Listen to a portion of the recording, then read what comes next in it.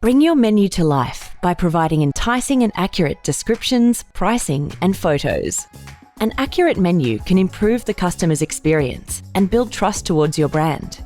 Here's how to add a new item to your menu. Once logged in to Uber Eats Manager, navigate to Menu and go to the Items tab and select the New Item button. Fill in the name, photo, and description. Make sure to provide details to help customers better understand your item. Fill out the other fields as best as you can. And once you're done, click Save to update your changes and return to the Overview tab. To reorder your items, use the 2- icon and drag and drop accordingly. Remember to click Save after you're done. You can also edit the menu pricing directly from the Overview page. All you need to do is click on the price box, add the new price, and click Save. Build trust and improve the customer experience with an accurate menu.